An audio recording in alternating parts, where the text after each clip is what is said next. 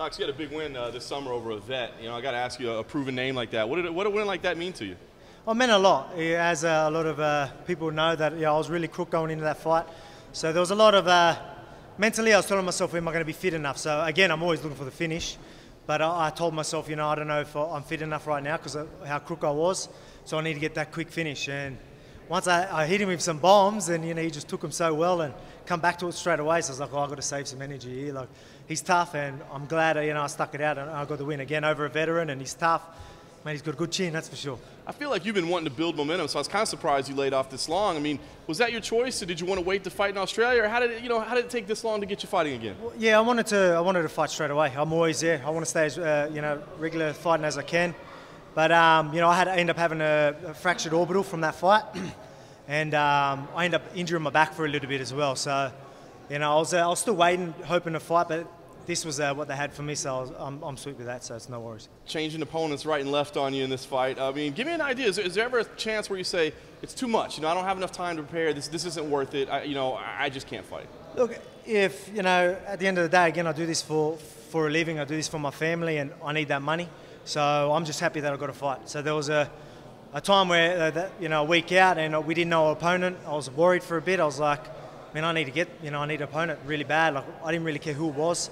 I would have fought anyone just so I could get that fight. I need that money, so bring on whoever. I know I'm ready. What do you think about the guy you ended up with? I mean, he's been fighting on this scene, but you guys haven't necessarily crossed paths in organizations. Do you know much about him? Yeah, I know a bit about him. I'm actually, we get along with their gym very well. So I know I've actually got a guy cornering me that's actually one of his training partners. But they haven't been with each other forever. But I mean, it just shows you, what I mean? Like, that it happens. But at the end of the day, I'm happy for him. But I got to do my thing come Sunday. So I'm going out there looking for that finish and looking for that $50,000. Has your cornerman been able to give you any insight because he's a training partner, or is there some kind of, understanding where he has to seal his lips and isn't able to tell you? They're from the same gym, but because Brad Riddell is who's cornered me, and he's actually trains a lot in Thailand. So when Shane come to that gym, they didn't train with each other as much. So I've done a lot more training with Brad, but I've seen him around anyway, so I know a bit about him. There was a promotion that wanted us to fight earlier before I made the UFC, but it didn't happen because I made the UFC, so it was bound to happen. But, again, I'm ready to, I think I'm a few levels above most people in my division. I'm going to have to prove that Sunday. You mentioned earlier today that you guys, there were a few opportunities where maybe you were supposed to fight together. There were some offers, he agreed, and at the time you were on a really good streak, and you sort of made the mention, the comment that, why would you risk a good 10-fight streak against a guy like him? How close were those opportunities, and, is there, I guess, how do you take what he was saying in that sense? That's what he was saying, did you say? That's what he was saying, yeah. All right, at the end of the day, it was really the promotion. I was actually booked for another fight, and that promoter was trying to get me on. But I was keen for the fight, but it just didn't happen. But I guess I'm fighting him on Sunday, so there's no hiding, that's for sure. He's never been finished in his entire career. You're obviously known for your crazy knockout power. Yeah. Is there, I guess, any incentive? You're always chasing those 50 Gs, yes. But is there any incentive to sort of maybe be the first guy to ever stop him in his career? Yeah, I think I'm going to stop him. Again, that's my style. I'm always going for the finish. If he's doing well and he's eating them and taking them well, the ref's going to have to stop it, because I believe I'll have him in a situation where the ref will be like, that's enough. But I think I could put him to sleep, and we'll see Sunday.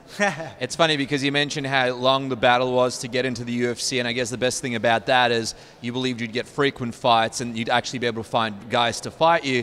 And here you are in a situation where it was a long layoff, and you're back here and you almost missed out on fighting. You had multiple opponent changes, and in the last second you came together with some people and were able to find Shane. Are you satisfied with the frequency of fights you're getting in the UFC? And if you do win this fight, are you looking to get more fights and try and get more high-profile guys as your next opponents? Yeah, well, I want to fight as regularly as I can. I'll fight every week if I could, honestly. So, again, I'm doing this for the family. I need that money.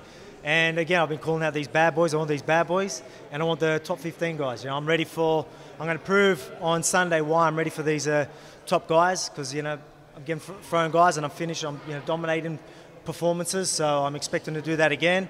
And again, I want a top-ranked opponent. I want him in Perth. Yeah, you mentioned in an article that you wrote on, I think, the Player's Voice, that a guy that stands out to you is Jeremy Stephens. Obviously, Perth is coming up, UFC 221 over there in February.